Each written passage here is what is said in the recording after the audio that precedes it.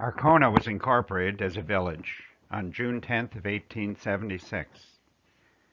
Let's listen in to an old-timer at Arkona Centennial in June of 1976.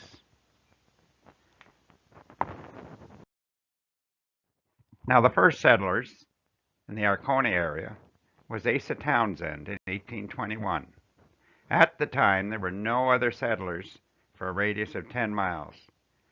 By 1857, the village was an ambitious, enterprising, law-abiding, anti-litigious little village, rejoicing in the somewhat extraordinary name of Arkona, and having 350 residents.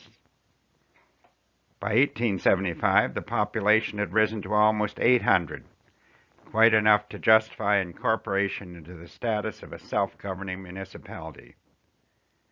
We had several stores, 4 churches, 3 hotels, a flax mill, flour mills, sawmills, a tannery, a woolen mill, and a copper shop.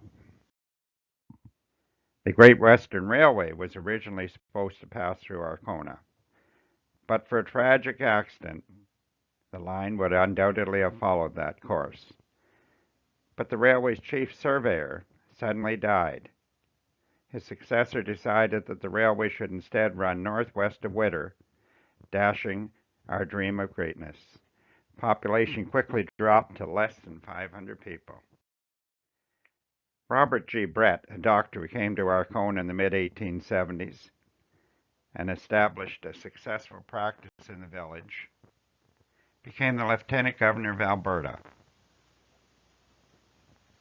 Dr. Brett followed the cry to go west, young man, and went to Alberta, where he served in the legislature of the province on its entrance to Confederation in 1905.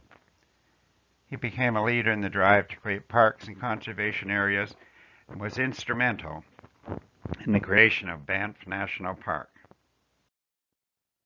Replacing the original name of Eastman's Corners, Arkona, their name stems from a medieval German stronghold located on a peninsula jutting out into the Baltic Sea.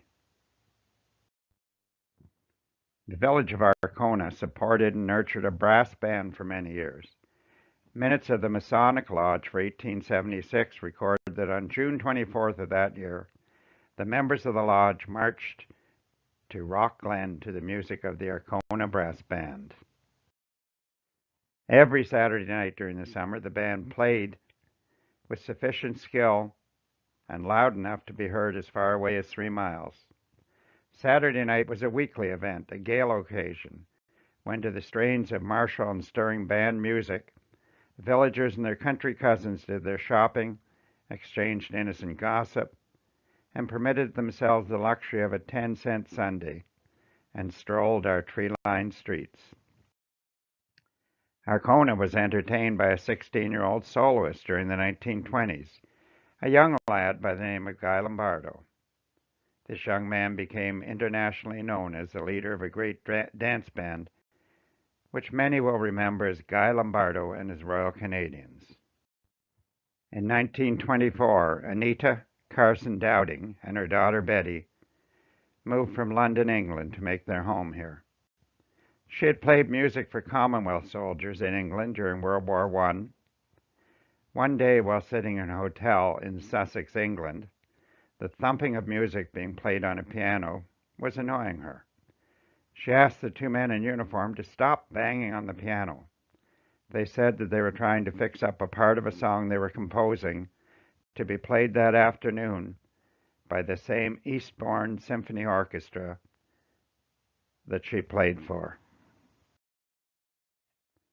After asking the 2 soldiers to play it again, she listened, made some comments, and helped them to make some changes in the music. That same afternoon, Anita Carson Dowding played violin as part of the symphony that first performed a new tune that had been composed by the 2 soldiers, Emmerich Adams and Douglas Ferber. That new song was pronounced a success. By 1917, it became a big hit. Soon after, Emmerich Adams sent an autographed copy to Mrs. Anita Carson Dowding, who brought it with her when she moved to Canada. This song became the title song for a 1945 movie starring Bing Crosby and Ingrid Bergman, a classic film we all know as The Bells of St. Mary's.